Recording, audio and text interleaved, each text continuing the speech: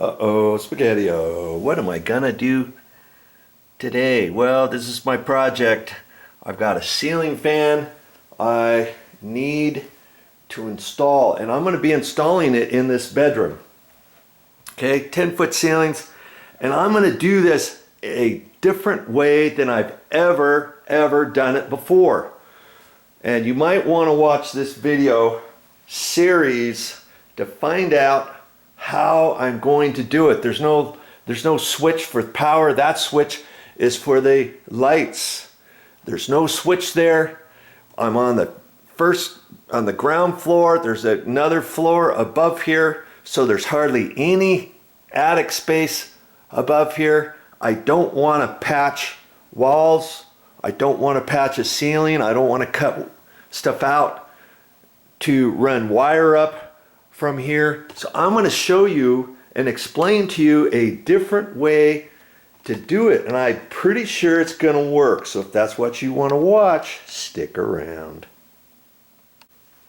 Are you scratching your head yet, figuring out how I'm going to do this without patching the ceiling or doing anything, because I can't get up into the attic and I'm not going to come down here? Well, kaboom. Now I'm going to use one of these boxes. This is called a cut-in box. This just happens to be a deep one in case I run into a lot of wires, or the regular small utility cut-in box. Okay, and I'm going to use this. This is just a little pancake box, and I'm going to install that. Now this house is about 24 years old, and I've got a set of plans, and I've been up in the bathroom area downstairs before, up above the ceiling, and there's floor joists between the first and second floor, really tall floor joists, because this area here downstairs, look how wide open this room is. Okay, they had to span something far all the way across, because the main room is above here, okay, where the kitchen is and everything else, and the living room, the family room, and dining room, and some other bedrooms, bathrooms. And so they had to have long ceiling joists here, and they build those with 2x4s at the bottom, 2x4s at the top, and they're about 2 feet tall, and they're metal diagonal braces, some going up and then going up like this, and then coming down and making squares and stuff. And I don't think I want to climb up there. Now there is a crawl hole. I've never been up there, and they've got it sealed. Whoever installed this, they sealed it, they painted it, they caulked it around there. But if I have to, worst case scenario, if I have to get up there, I get up from there, and then from there I'm gonna have to crawl all the way down here and try to fish myself through these floor joists that happen to be about 2 feet tall. And there's insulation up there too. I'm sure there's insulation up there. Okay, I really don't want to have to do all that, and I really don't want to have to cut drywall out, because if I have to cut drywall out and start patching, this has spray texture knockdown on it, and I don't want to have to patch anything. In the old days, what I'd have to do is take this light switch out and then put a cut-in 2-gang box in here, and then I've got my power there, and then I fish a wire from there up above. And because if I didn't have access to here, I'd have to cut a hole on the top portion of the wall, another hole right here, be able to fish the wire over here depending how the floor joists are and all that kind of stuff. Then I'd have to patch all that, run the wire, patch all that, install a 2-gang box, put another light switch there for power for the ceiling fan and all that kind of stuff. And I thought, hey, wait a minute, I don't think I have to do that. And here's what I'm going to do. Okay, I've got my cut-in box here. I've got these cut-in junction boxes. Now see, you see here, I need to get power. I need to find out how to get power up to the ceiling fan. Nowadays, most ceiling fans come with a remote control. See, fan control remote. This is a handheld remote. Okay, most ceiling fans, you go to the store, try to get one with the handheld remote, because then, can you see, you only need power up here. If you had an old ceiling fan location and you had it here, of course you need to have the power there. Of course you need to have another light switch for the light kit up here. You don't have to do any of that nowadays. All you have to do is have continuous power up here. Because if I had a switch here, if I put a switch in here, I would have that switch turned on the entire time so that I could use my handheld remote control. Okay? To use that, I would never turn that light switch off. If I turn that power switch off for the ceiling fan, then the handheld remote won't work. Does that make sense? So far, so good? Okay, so I don't care. I don't have to do anything here as long as I can get up there and get power. Where do you suppose I'm going to get power? You figured it out yet? Look at this. There's a hardwired smoke alarm right here. Every single room has a smoke alarm. Look, you go into this bedroom here, there's a hardwired smoke alarm up there. Well, you can hardly see it. Light's not very good in here. There's a hardwired smoke detector here. If you have hardwired smoke detectors, if this was a battery operated smoke detector, I wouldn't be able to do it. But because it's a hardwired smoke detector, I can fish a wire from there over to the ceiling fan location, can I? And chances are that box up there is a rectangular box, just like your light switches, just like your electrical outlet boxes. So I'm gonna have to turn the power off, take that out, fish a wire from there over to here. That's what my little pancake box is for. Okay, I've got a full set of plans for this house. Even if I didn't, I could get up there with a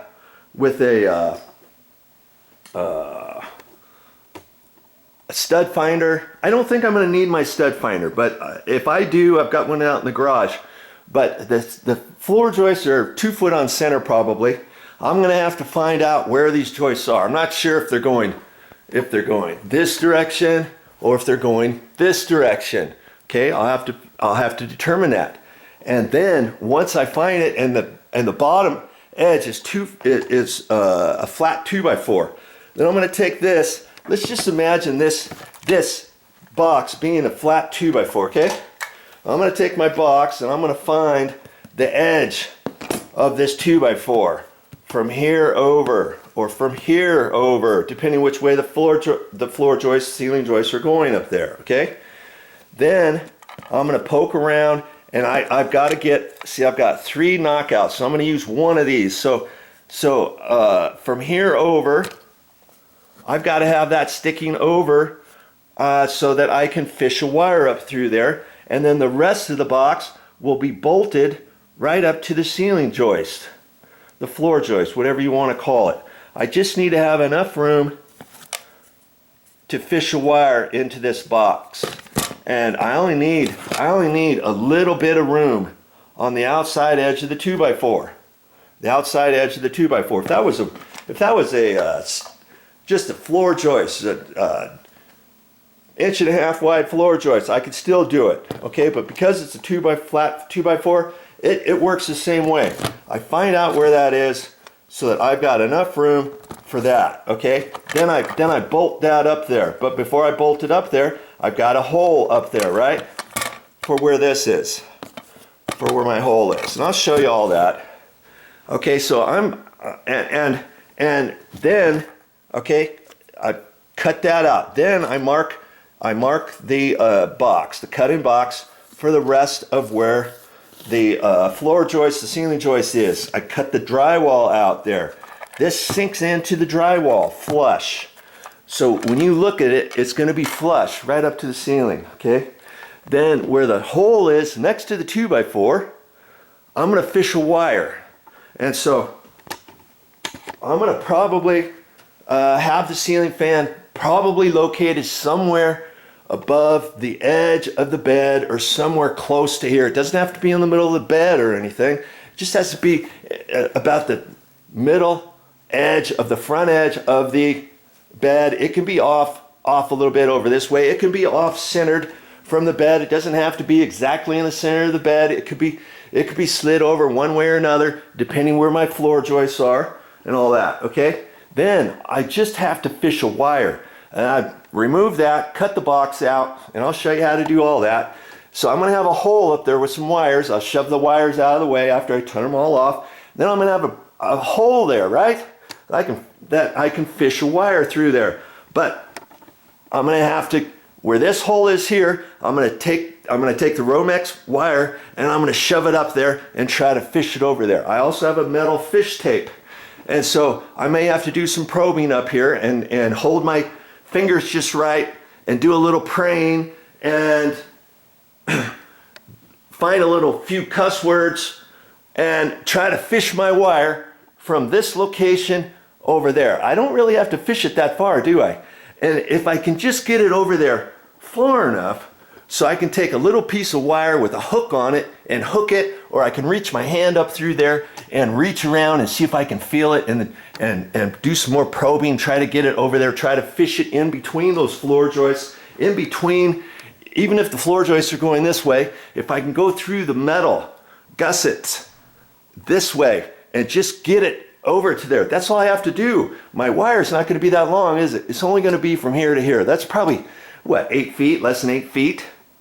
And so that's all I have to do. Then I can bolt it down to here.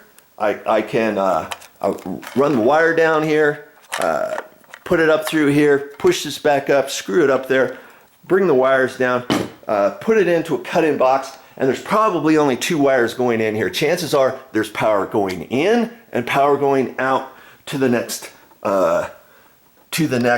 smoke alarm. Power in, power out, going to the next smoke alarm. Power in, power out, going to the next smoke alarm. So chances are I'm gonna run into 2 Romex wires up there. And then if I add a third one, I'm gonna have 3 wires up there. 3 blacks, 3 whites, 3 grounds, and then I'm gonna have to have enough room for my little connector that's on the back side of that gets wired up into there. I'll show you all that, okay? And that's what my cut-in box is for. And I think I can use this one here, okay? But if you run across something like that and you got 3 or 4 sets of wires up there, then you're going to be hard-pressed to fish them all into this box. Now, granted, you probably could because you don't have an electrical outlet up there or a light switch or anything like that. But if you want to get the deeper box, this is called an old-style box, and it's cut-in box just like that one. It's just deeper, see? Now I've got plenty of room, and this will just push right up there. This one costs about $1 more than that one, and so I got 3 ceiling fans to do. Once I do this one, I got 2 more ceiling fans to do. Same type of thing with no power switch, and I don't know. I'm still scratching my head. Years ago when they built this house, it's still a nice house. It's only 20, it was built in the 2000, 2001. I would have thought, even if the builder doesn't want to install a light fixture up here, usually there's a light fixture up here, or there's a ceiling fan, or the light fixture, and they've wired it such to where you can take that out, and if you want to put a ceiling fan up there, you can, and the box is going to be heavy enough to install a ceiling fan up there, and maybe they just have a light fixture up there. Maybe they just have a blank plate up there, and you're like, you get in your house, oh yeah, that's for a light fixture, if you want to put a light fixture up there, if you want to put a ceiling fan up there, but at least it's wired for it, and it's located up there, and all that kind of stuff. You don't have to worry about any of this stuff.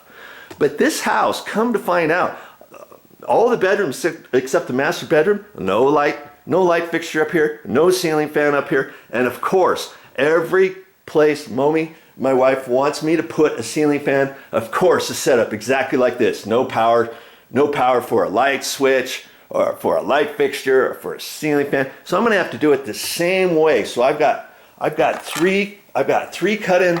I got 3 pancake boxes here. You see here. I got 2 more in here. I got 2 more there, and I've got 3 cut-in boxes of the deep ones, and 3 of the small ones. I'm pretty sure I'm going to use just the short ones. And in this back bedroom, there might just be 1 set of wires going to that one. Who knows? I'll only know once I get up there. Okay? And that's how I'm going to do it. And I'm going to put a whole video series together for that so that you can feel comfortable. Even if you've never done electrical before, even if you've never installed a ceiling fan before, I'm going to go step by step on how to do this, because if I can do it, an average Joe, you can do it too, okay? So there you go. I hope you learned something on this video on how you're going to install your next ceiling fan. I'll talk to you next time.